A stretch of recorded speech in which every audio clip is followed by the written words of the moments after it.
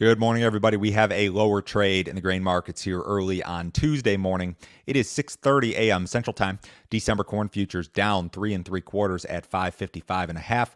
November soybeans down 13 1/4 cents at 1340 1/4. September Chicago wheat down 4 1/4 at 725 1/4. September Kansas City wheat down 2 1/4 at 701 1/4. September spring wheat down 6 1/4 at 916.5. If you guys are listening on the podcast, as always, really appreciate it. Leave me a rating, guys. Leave me a review. Let me know what you think about this thing. I really appreciate everybody who listens. If you are watching on YouTube, make sure you subscribe to the channel. Make sure you hit the like button. Leave me a comment if you have any sort of question, crop update, anything along those lines. Would really appreciate that as well. If you need some additional assistance from me, go to my website. It is www.standardgrain.com. Go to that website, click on Grain Marketing Plan in the upper right-hand corner. For $49 a month, I offer a subscription service. It includes a ton of information direct from me for $49 a month. I wake up early and put together an email, send it out to all my subscribers every morning at 6:30 a.m. Central Time. This includes every overnight headline that you need to be aware of, all my grain marketing recommendations, grain marketing fundamental type items, capture and carry, basis, all that sort of stuff. Everything's included here. There are videos that accompany this that provide a lot greater detail and explanation. So not only do I provide you with advice, but I give you the explanation in a video format that really helps to explain everything. And that's one of the best features of this deal. It's $49 a month. It can be canceled at any time. It's a standalone product. You do not need to be a futures or options trader to participate. Certainly check that out. Let's talk about this Brazilian corn situation. A lot of the groups out there are again revising their estimates lower for Brazil's corn crop. We had well-followed group Ag Rural out yesterday, I believe, and they cut their production estimate again. So their estimate for the country's second corn crop now, 51.6 million metric tons, down from 54.6 previously. They've got the country's corn crop in total at 82.2 million metric tons, which is on the lower end of the spectrum here. Remember, USDA is at 93. StoneX, which is FC Stone, also lowered its estimate. They've got the crop at 87.1 in total. The general idea here among traders is that because Brazil's crop is so light, that U.S. export demand will remain strong. And I pretty much agree with that. They have such a light crop there. You would think that a lot of the export demand that maybe would have gone to Brazil may now come to the United States.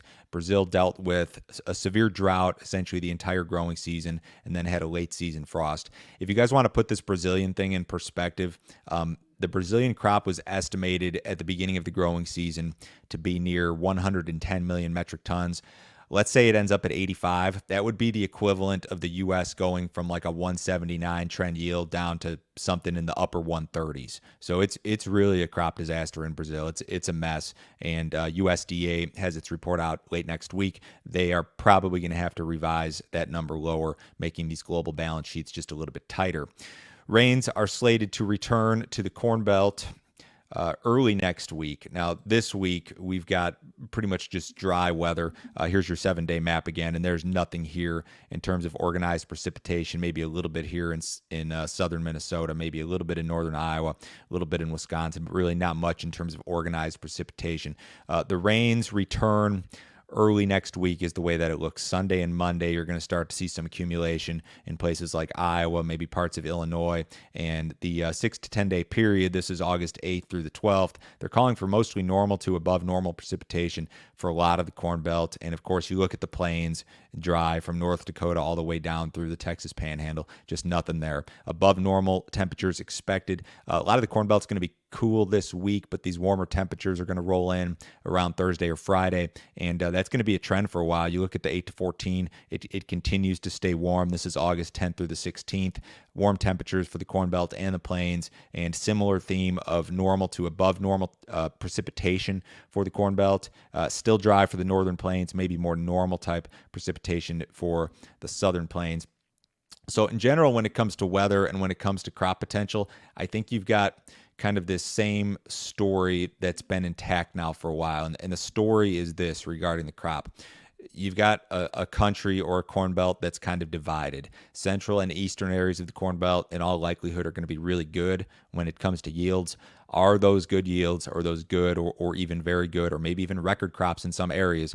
Are those areas able to offset what are likely to be poorer crops in the Western Corn Belt and in the Northern Plains in particular? And I'm not even going to say that all of the Western Corn Belt's bad, because it's not by any stretch. The Northern Plains, certainly problematic. Southern Minnesota is a problematic area. But can these areas that have consistently caught the rains in the central and eastern areas, can they offset what's going on in the Northern Plains and part of the Western Corn Belt? That's kind of the big question here when it comes to both the U.S. corn and soybean crops. We did have our crop progress report out yesterday. Corn ratings declined. The crop is rated 62% good to excellent, down from 64 last week, below the 67% average. It's normal for ratings to decline by about a percentage point per week this time of year. The trade had expected a decline of 1%, so it was a little bit worse than that, but still a decline this time of year is pretty normal. We saw declines in North Dakota, Nebraska, Colorado, Kansas, Minnesota, Iowa, Missouri, and Michigan. Corn crop 91% silking nationally versus 79 last week, 86 on average. 38% of that crop in the dough stage versus 18 last week, 33 on average. U.S. soybean ratings actually improved unexpectedly. The crop is rated 60% good to excellent, up 2 points from 58 last week, and still below the 65% average. The trade expected a 1% decline here. This is part of the reason why the bean market's under a little bit of pressure this morning. We saw improvement in South Dakota, Louisiana, Illinois, Mississippi, Indiana, Ohio, Kentucky, Tennessee, and North Carolina. The bean crop is 86% blooming versus 76 last week, 82 on average. 58% of the bean crop setting pods nationally versus 42 last week and 52 on average. U.S. spring wheat conditions improved just marginally. The crop is rated 10% good to excellent, up from 9 last week, way below the 64% average. The amount of wheat rated poor to very poor declined to 64% from 66 the prior week, so a little bit of improvement there. Still a disaster of a crop overall. Crop is 17% harvested versus 3 last week and 8 on average. U.S. winter wheat harvest nearing completion. Harvest in the Southern Plains is just about done. Colorado, Nebraska, South Dakota getting very close. Montana, Idaho, Washington, Oregon dragged down the national average with a slower pace. Montana and Idaho about half done, but we'll be pretty close to wrapped up there. The cattle market finished just marginally higher yesterday, just barely higher in the fat cattle, barely higher in the feeder cattle. Better day in the hog market.